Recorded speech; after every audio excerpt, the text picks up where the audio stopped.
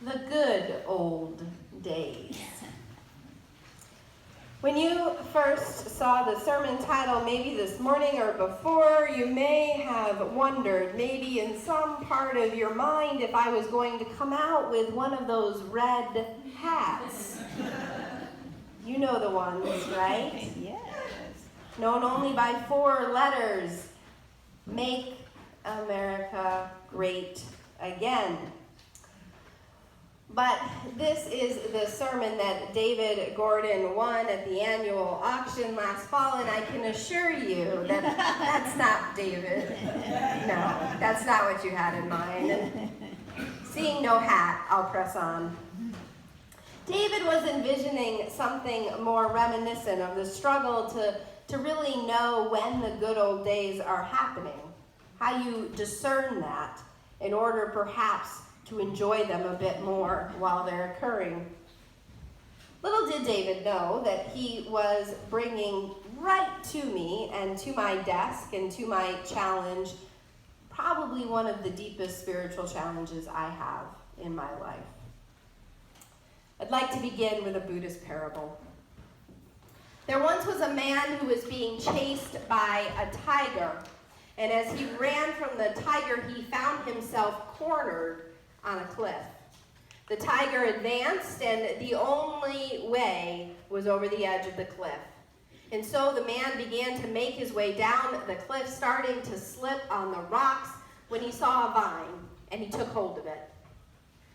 He began to get his bearings and try to figure out how to climb down the cliff using this vine, but when he looked down below him, he saw that, behold, there was another tiger awaiting his arrival. The man looked back up, and sure enough, the first tiger was right there, drooling on top of him. He tried to figure out how he might get himself out of this, and just as he was pondering that, 2 mice came out from a crevice in the cliff. They made their way toward the vine, and then they began to gnaw on it. The man held tighter.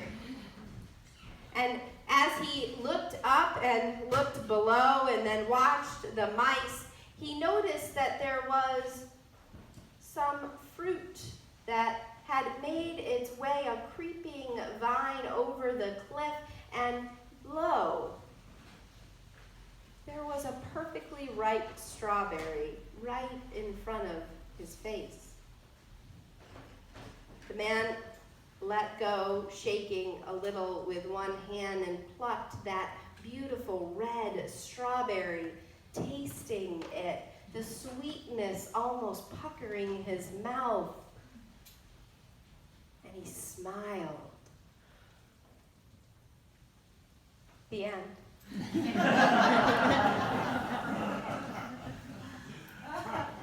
What? That's where the story ends? I checked 3 versions. About 15 years ago, I found myself deep in a pit of anxiety. I could not find my way out. It was beginning to impact my ability to complete the smallest of tasks, to get work done, to even start my day. I found that when I would finally be able to start something, even complete something, the shame of all that I had not done and how far behind I was would overtake me, and then the fear of what was going to be would further bring me back into the pit. And so finally I went to see a doctor, and after listening to all of my concerns, she took out a piece of paper, and she folded that piece of paper, and she said, the trouble is that you're either living in everything you should have gotten done and all the deadlines that have passed and all the ways in which you have failed people who are waiting on something. You're spending all this time in the past, and she wrote past on the piece of paper, and then she turned it over. She said, or when you're not living in the past, you're imagining the worst of what is going to happen, and you're spending the rest of your time consumed and in the future. And She wrote future on the other side of the paper. And she said, I'm going to give you a gift. It's the present. If you can focus on this little slice, this little tiny slice, and live there, the anxiety will start to fade. That was a waste of a copay.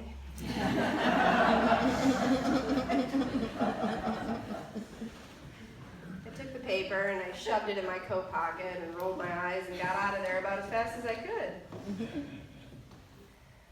Over time, with a new therapist and some practices in my life, including meditation and also a regular practice of running, I did find my way out of the pit. About 5 years later, though, I noticed that same old anxiety was starting to overtake me again. This time, though, it was focused on preaching. Every single time that I would have to preach at my student internship, it was my first year of seminary, I would wake up sick to my stomach. Fall turned to winter. I'd spent an entire school semester just plagued with this anxiety. And any opportunity where my mentor would tell me that I didn't have to preach because the schedule had changed, I would be overjoyed. Well, as we were in winter in Boston, I pulled a coat out of the closet in order to head into the congregation that Sunday. I was indeed preaching again, and I was absorbed in thinking about how awful it was going to be and preparing myself to quickly find the little bathroom adjacent to the robing room. And I put my hand in my pocket and found the piece of paper. And for the first time in 5 years, I considered what the after-school special doctor had told me. And I saw some kind of brilliance to what she had presented, staying focused on that slice, that little sliver that was the present.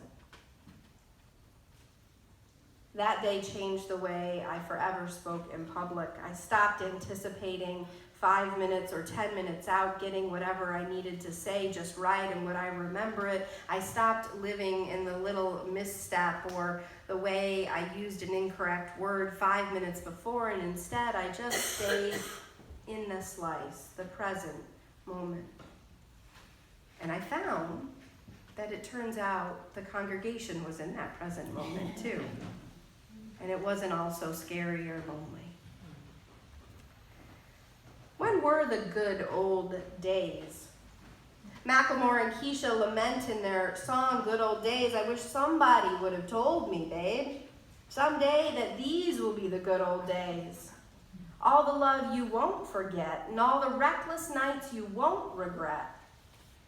Someday soon your whole life's gonna change and you'll miss the magic of those good old days.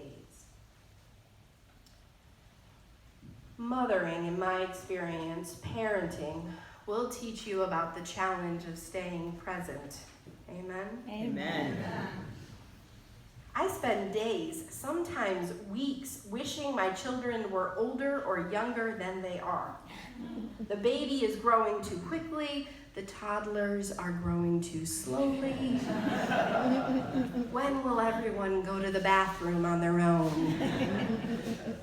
On, and I find that I get the most frustrated with my children when I am wishing I was somewhere else, feeling I need to be doing something else other than being with them. An email needs to be sent, a sermon needs to be finished, and suddenly I'm filled with rage because they won't stop asking me why ants don't have tails. I don't know. And like the dervish in our Time for All Ages, I am caught in a story that is miles away from the present moment. The crash of the oil pot brings me back. But some days lately, I worry that that this absence is costing more than just spilt oil. I grew up knowing the distance of having a parent who was always somewhere else. Maybe some of you did too.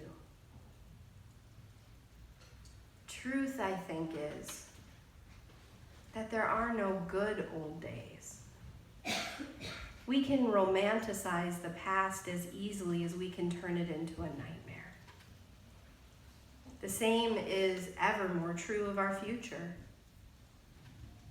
We can make it into something to be feared, or we can become absorbed in how much better it will be than what is now.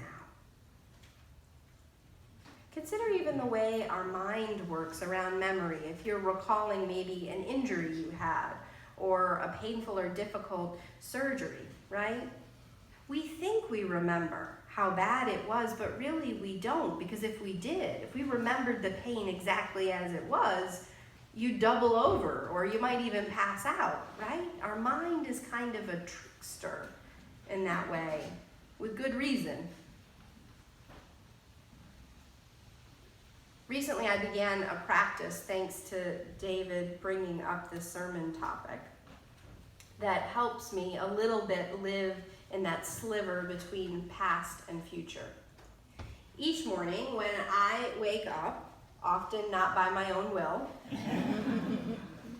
I try to make the first thing I think about to be a conscious choosing. I choose this day, I say. I choose this family.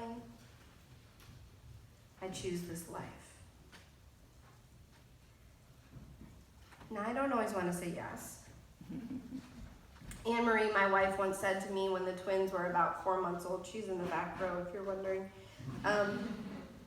she said, do you ever think about when you're driving home, just going past the house?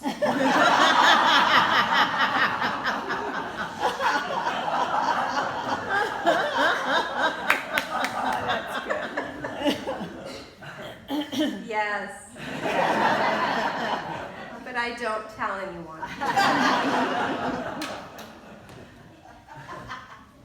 I don't always choose to be here, but more and more I am choosing this day and the present moment, and I find that the rage and the fear is diminished.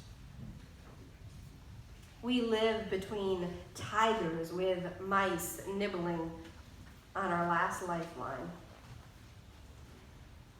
And this is just the condition that will always be, but there are also strawberries.